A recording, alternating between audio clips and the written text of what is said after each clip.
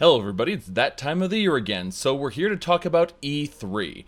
Now, a couple weeks before E3, my friends and I set upon the entirely juvenile task of coming up with the worst possible acronym for E3. And so today we're going to be talking about Euphoric Enema Excretion 2016. Now, in the Bethesda Hall, Adam Sessler and Morgan Webb were basically doing a callback to the X-Play TV show. Some people criticize the things they say, but I think that Adam Sessler was as high energy as ever, and Morgan Webb had her usual perkiness. Therefore, they executed their jobs as hosts. I will say, though, that the people trying to push this hashtag BE3 is just cringy as hell. And the way they kept repeating it over and over and over, it made me want to block them or turn the whole thing off. This is what is referred to as a forced meme, and it isn't genuine. There's no soul behind it. And you can see this is where a company starts falling down the slippery slope into becoming Electronic Arts. Yes, I said it here first. This is my prediction. Bethesda or ZeniMax or whatever corporate overlord is driving this is turning it into Electronic Arts. And I want you to keep an eye on these two companies and compare them constantly and see that if we've got another Electronic Arts on our hands.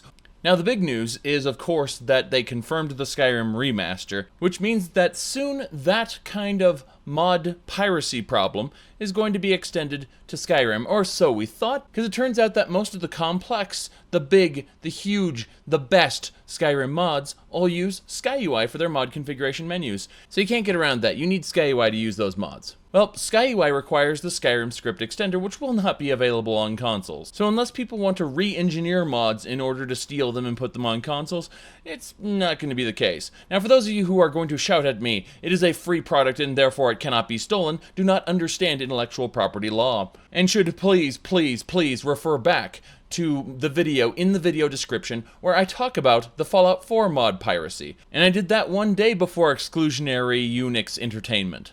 But on a serious note, it looks like Fallout Shelter is actually getting some gameplay to it.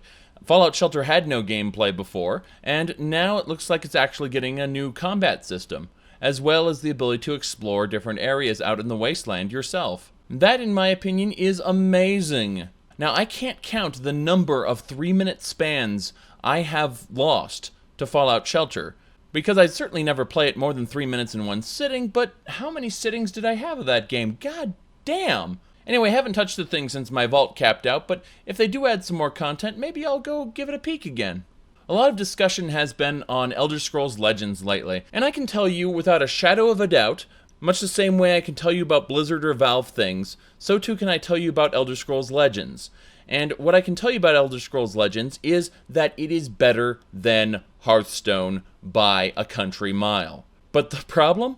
I don't like Hearthstone. I don't like the whole genre of electronic card games. So for me, it's nice that it's a lot better, but it can go away now. So moving on to Prey. Anyone who's actually played the original Prey knows it's a Native American in space killing aliens with spiritual powers. It was freaking awesome. And then they showed us Prey 2, and this thing was going to be freaking awesome. So what do we get?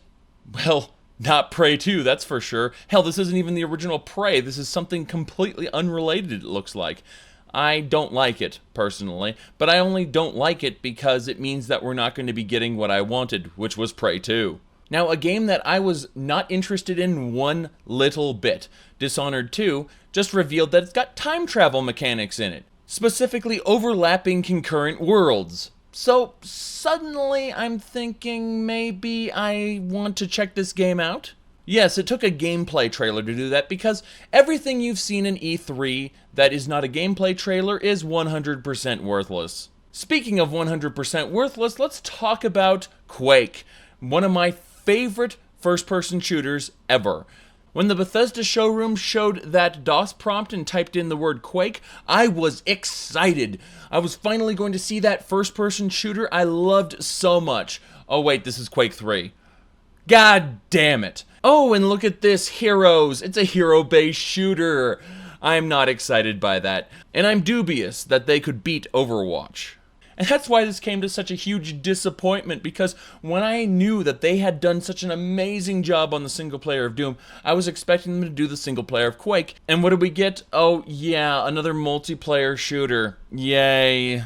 I don't think this will unseat Unreal Tournament 2004 as my favorite first-person shooter of all time. I don't think it will even come close to Unreal Tournament 3, but that's just my personal opinion, and I have no idea what the future holds because, as I just said, trailers that don't feature gameplay are 100% worthless. They might as well just shown a black screen and told us about it.